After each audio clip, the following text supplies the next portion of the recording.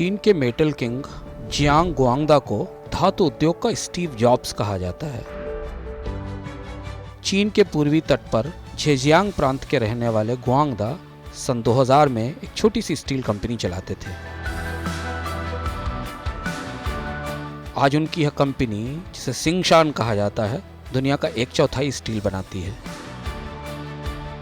75,000 कर्मचारी और 40 अरब डॉलर के कारोबार वाला उनका मेटल साम्राज्य बीते सप्ताह एक अनोखी वजह से चर्चा में था।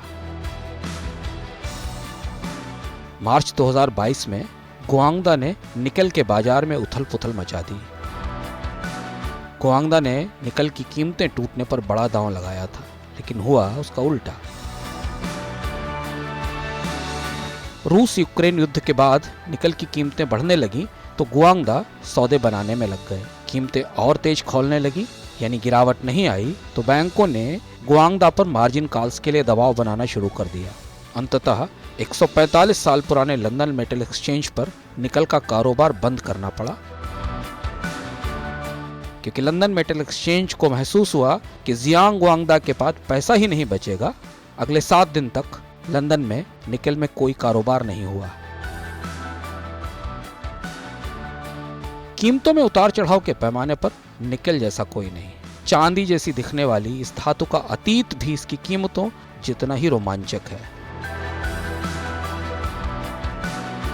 तो पलटते हैं इतिहास के पन्ने, खनक उठते हैं किस्सों के सिक्के।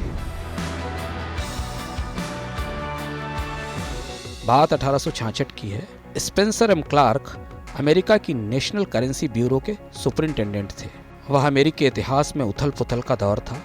1861 में अब्राहम लिंकन ने अमेरिका के 16वें राष्ट्रपति की कुर्सी संभाली और उसके तत्काल बाद सिविल वार भड़क उठा। अर्थव्यवस्था पर गहरा असर पड़ा, खासतौर पर अमेरिका की करेंसी पर। वक्त मुश्किल था, इसलिए लोगों ने सोने और चांदी के सिक्के जमा करने शुरू कर दिए। इन सिक्कों की किल्लत इस कदर हुई कि लेन देन ही रुक गया। टकसालों के पास सिक्का ढालने के लिए पर्याप्त सोना चांदी नहीं था। अंततः कागज की मुद्रा यानी पेपर करेंसी मजबूरी बन गई। डाक टिकटों से लेकर सरकारी डिमांड नोट तक सब कुछ आजमाया गया। इन्हीं डिमांड नोट को ग्रीन बैक कहा गया, जो हरे रंग के थे। यह शब्द अमेरिकी डॉलर के लिए आज भी इस्तेमाल होता है। यही वह मौका था जब अमेरिका की करेंसी ब्यूरो के मुखिया स्पेंसर क्लार्क ने एक अनोखा काम कर दिया। दरअसल करेंसी ब्यूरो के मुखिया के तौर पर उन्हें 5 सेंट के कागजी नोट छापने को कहा गया था, ताकि सिक्कों की किल्लत दूर हो सके। इतिहास के दस्तावेज बताते हैं कि अमेरिकी कांग्रेस चाहती थी कि नोट पर विलियम क्लार्क की तस्वीर प्रकाशित की जाए। ये विलियम क्लार्क अमेरिका के मशहूर अन्वेषक थे। उन्होंने उत्तर पूर्व प्रशांत महासागर में नए इलाकों की खोज की थी। विलियम क्लार्क ने सिविल वार से पहले की अमेरिकी राजनीति में बड़ी भूमिका निभाई थी। अलबत्ता जो आदेश स्पेंसर क्लार्क को मिला, यानी करेंसी ब्यूरो के मुखिया को मिला, उसमें विलियम क्लार्क का नाम स्पष्ट तौर पर दर्ज नहीं था।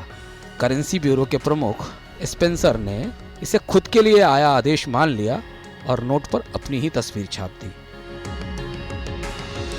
अमेरिकी कांग्रेस गुस्से से लाल पीली हो गई। क्लार्क पर तरह तरह के आरोप लगे। कानून बदला गया और अमेरिकी कांग्रेस ने फैसला किया कि अब नोटों पर जीवित लोगों की तस्वीर नहीं छापी जाएगी। ठीक यही मौका था जब निकल ग्लोबल अर्थव्यवस्था और करेंसी के मंच पर धमाकेदार प्रवेश करती है। करेंसी की दुनिया में निकल का प्रवेश जोसेफ वार्टन के साथ होता है। अमेरिका का वार्टन स्कूल इन्हीं के नाम पर है। यह बात क्लार्क के छापे वाले कागजी नोट से जरा पहले की है। मेटल बनाने वाले कारोबारी वार्टन अमेरिका की टकसालों को जिंक और निकल की सप्लाई करते थे। निकल की कमी लगातार चल रही थी। उस वक्त अमेरिका में 1 सेंट का सिक्का जो कांसे का होता था, उसमें निकल की मात्रा घटाने का फैसला किया गया। वार्टन ने अपने राजनीतिक रसूख का भरपूर इस्तेमाल किया, तगड़ी लामबंदी की कि निकल की मात्रा में कमी ना की जाए, लेकिन बात नहीं बनी। दरअसल वार्टन निकल की बढ़ती मांग देखकर न्यू जर्सी और पेंसिल्वानिया में निकल की नई खदानें खरीद चुके थे। उन्होंने कागजी मुद्रा की जगह सिक्कों के लिए राजनीतिक अभियान तेज कर दिया। संयोग से इसी दौरान कागज के नोट पर क्लार्क की तस्वीर वाला घोटाला हो गया। और 1866 में राष्ट्रपति एंड्रू जॉनसन ने 5 सेंट का सिक्का चलाने का ऐलान कर दिया। यह सिक्का तांबे और निकल से बना था।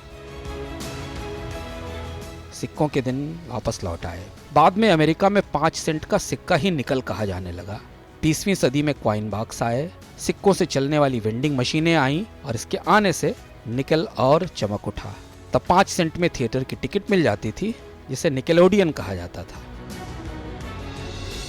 चांदी जैसी दिखने वाली निकल बेहद कठोर धातु है जो अयस्क के तौर पर दुनिया के 23 देशों में निकाली और 25 देशों में प्रोसेस की जाती है। निकेल इंस्टीट्यूट बताता है कि दुनिया का 72% निकेल स्टील उद्योग में इस्तेमाल होता है, क्योंकि स्टील की मजबूती के लिए निकेल की जरूरत होती है। निकेल की खुदाई और प्रोसेस के कई तरीके हैं। इसका इस्तेमाल बहुआयामी है, इसलिए इसकी कीमतों में जबरदस्त उतार चढ़ाव होता है। एक आंकड़ा देखिए, लंदन मेटल एक्सचेंज में 90 दिन के उतार चढ़ाव के पैमाने पर बीते 10 साल में निकेल अकेली धातु है जिसमें सबसे ज्यादा उतार चढ़ाव हुआ है। इसलिए लंदन मेटल एक्सचेंज और दुनिया भर के धातु कारोबारियों की निगाह में निकेल बड़ी अप्रत्याशित किस्म की धातु है। निकेल को निकेल कहे जाने का किस्सा बड़ा दिलचस्प है। 1600 में पहली बार जर्मनी में तांबे के खदानों में इसका अयस्क मिला था। तब उसे तांबे की एक और किस्म माना गया था, लेकिन उस वक्त के उत्पादक इस ओर से यानी निकेल के अयस्क से तांबा नहीं निकाल सके और उन्होंने इस अयस्क को कॉपर निकेल का नाम दिया गया। पुराने मिथकों में निकेल का मतलब है राक्षस, यानी निकेल तांबे का राक्षस था। अब लौटते हैं ग्वांगदा की तरफ। दुनिया जिन्हें निकेल किंग कहती है। 2014 में इंडोनेशिया में ग्वांगदा के बड़े निवेश का फैसला उनकी चतुरता का उदाहरण है। इसके बाद इंडोनेशिया ने निकेल अयस्क का निर्यात बंद कर दिया और निकेल के पूरे उत्पादन पर ग्वांगदा का दबदबा कायम हो गया। लेकिन इस बार बाजार में निकेल किंग को मुंह की खानी पड़ी। निकेल को यूं ही धातुओं का राक्षस नहीं कहते। यह था किस्सों का सिक्का। मिलते हैं अगले सप्ताह एक नए किस्से के साथ। आप देखते रहिए मनी 9। समझ है तो सहज है।